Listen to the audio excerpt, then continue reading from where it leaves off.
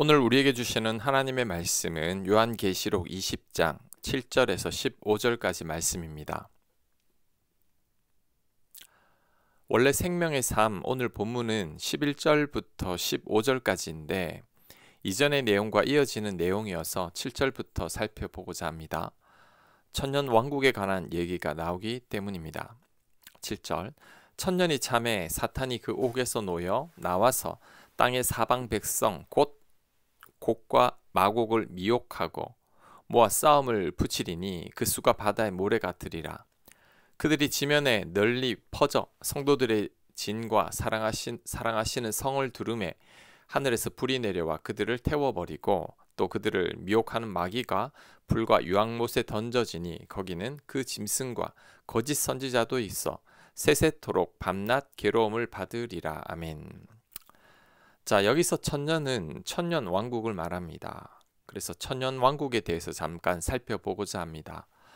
예수님께서 이 땅을 심판하신 후에 구원받은 그리스도인들은 부활하여 예수님과 함께 천년 동안 왕노릇한다고 성경은 말씀하고 있습니다. 반면에 예수님을 거부한 죄인들은 천년이 차기까지 부활하지 못한다고 합니다. 천년 왕국에 관해서는 다양한 해석이 있는데 크게는 세 가지가 있습니다. 첫 번째는 지금이 천년 왕국 기간이라는 견해입니다. 천년을 상징적인 숫자로 보는 거죠. 예수님의 재림이 있기 전인 지금 시대를 천년의 기간으로 보고 그 후에 예수님이 재림하신다는 겁니다. 두 번째는 예수님 재림 후에 천년 왕국이 온다는 견해입니다. 예수님의 재림 후에 성도들의 휴거가 있고 그 후 7년 대환란이 있다는 것입니다. 그 후에 다시 예수님이 오셔서 천년 왕국을 이루신다는 거죠. 세 번째는 환란 후에 천년 왕국이 온다는 견해입니다. 이 땅에 큰 환란이 있은 후에 예수님의 재림이 있고 그 후에 이 땅에 천년 왕국이 이루어진다는 거죠. 나라와 교단마다 천년 왕국에 대한 다양한 신학적 견해가 있습니다. 어떤 주장이 더 옳은지는 아무도 모릅니다. 그러니 함부로 내가 옳다는 주장은 하지 말아야 합니다. 신학교 때 한 학기 동안 요한계시록 수업을 들었는데 교수님께서 다양한 신학적 견해를 들려주셨습니다. 그 중에 자신에게 맞는 신학을 받아들이라고 하셨습니다. 단 내가 옳다고 주장은 하지 말라고 하셨습니다.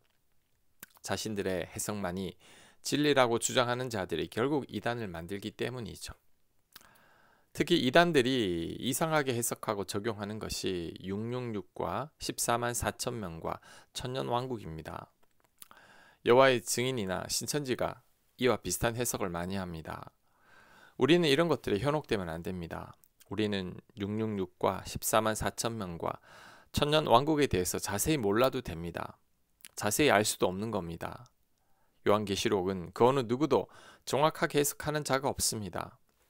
정확하게 모를 때는 그냥 넘어가는 게 제일 좋습니다. 그래야 잘못된 신학이나 이단에 빠지지 않게 됩니다. 베드로후서 3장 16절은 말씀합니다. 그 중에 알기 어려운 것이 덜어 있으니 무식한 자들과 굳세지 못한 자들이 다른 성경과 같이 그것도 억지로 풀다가 스스로 멸망에 이르느니라. 아멘. 베드로는 성경을 억지로 풀다가 스스로 멸망하게 된다고 했습니다. 그러니 우리들은 어려운 내용들을 억지로 풀려고 해서는 안 됩니다. 자, 그 다음 이어지는 내용이 오늘 본문인데 곡과 마곡의 전쟁입니다. 천년왕국 기간 동안 사탄을 무저갱에 가두게 되어서 이 땅에는 사탄이 없게 됩니다.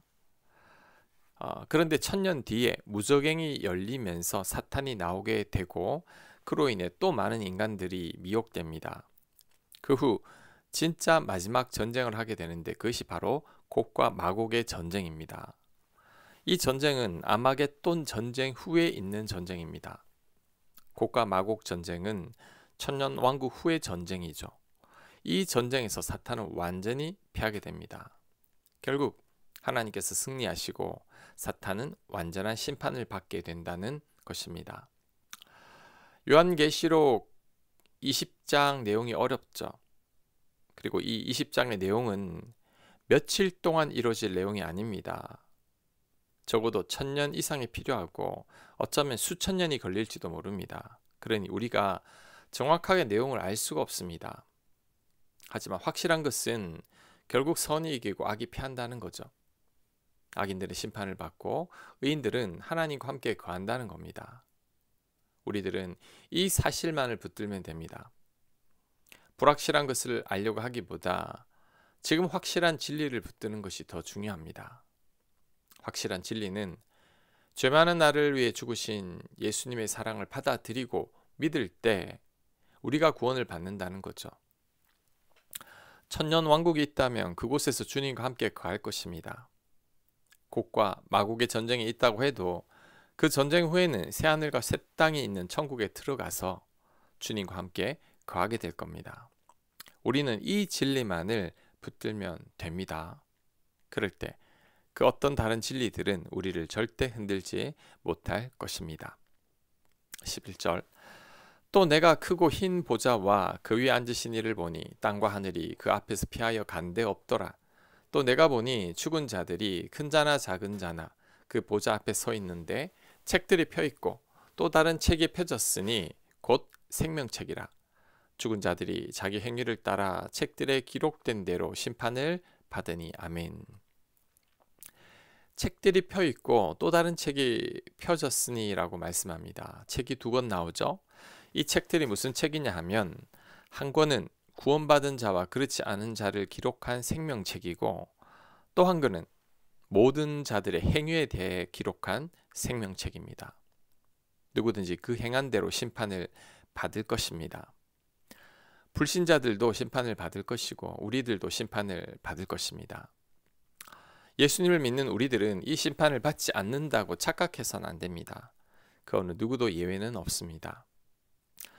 왜 이런 무서운 심판이 있는지 의아해하는 분들도 있습니다. 하지만 이런 심판이 하나님의 공의와 정의입니다.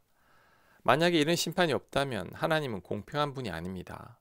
공의와 정의의 하나님도 아닙니다. 왜냐하면 악이 활개를 치는데도 가만히 두고 보기만 있기 때문이죠. 만약에 우리나라 법이 악한 자들이 의인과 약자들을 괴롭혀도 아무런 제재를 가하지 않는다면 어떨까요? 살인자들과 사기꾼들이 선한 자들과 동일한 대우를 받고 부정과 비리를 저지르는 사람들이 아무런 제재도 받지 않는다면 어떨까요? 이런 세상은 악이 난무할 것이고 선한 사람들이나 약자들이 많은 고통을 받으며 살게 될 겁니다. 이런 나라는 곧 망하게 될 겁니다. 그래서 반드시 법이 있어야 하고 그 법대로 모든 사람들을 평가하고 심판해야 합니다. 마찬가지로 인간에 대한 하나님의 공정한 심판이 없다면 악이 승리하는 세상이 되고 말죠. 하지만 하나님의 공정한 심판이 있으니 우리가 덜 억울한 것입니다. 착하게 살아가는 우리들이 덜 억울한 거죠. 사람들은 누구나 다 자기 행위를 따라 심판을 받기 때문입니다. 그래서 심판이 곧 하나님의 공의이고 정의입니다. 하나님의 심판이 있기에 우리가 억울하지 않은 거죠. 이 땅에서 참고 인내하며 살게 되는 겁니다. 악을 악으로 갚지 않고 선으로 악을 이깁니다. 원수 같은 사람도 사랑하려고 애를 쓰죠. 하나님 말씀에 순종하며 선한 일을 행하는 것입니다. 우리에겐 마지막 심판이 있음을 명심해야 합니다. 내가 행한 대로 기록되어진 생명책을 근거로 하나님께서 우리를 심판하실 겁니다. 이 세상 그 어느 누구도 예외는 없습니다. 이 심판대 앞에서 당당한 우리가 되어야 할 것입니다.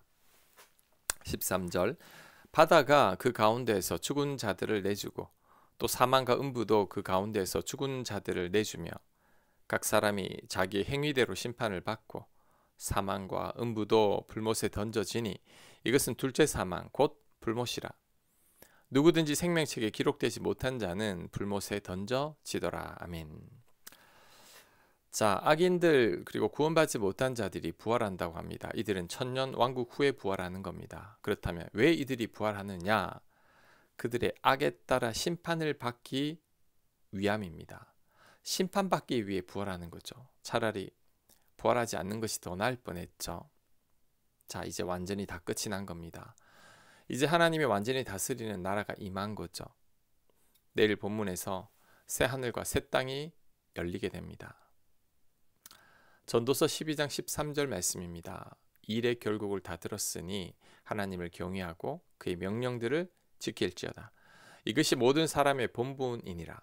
하나님은 모든 행위와 모든 은밀한 일을 선악간에 심판하시리라. 아멘. 마지막 심판대 앞에서 하나님의 공의로운 심판이 있음을 믿어야 합니다. 그것을 믿고 하나님 뜻대로 살아야 합니다. 하나님 말씀에 순종하며 살아야 합니다. 그럴 때 마지막 심판대 앞에서 활짝 웃는 모두가 될 겁니다. 새하늘과 새 땅에서 우리 하나님과 함께 복된 삶을 살게 될 것입니다. 아멘. 기도합니다. 마지막 심판이 있음을 늘 명심하게 하옵소서. 그 심판대 앞에서 당당하게 하옵소서. 새하늘과 새 땅을 기대하며 사는 저희들이 되도록 인도하여 주시옵소서. 예수님 이름으로 기도합니다. 아멘.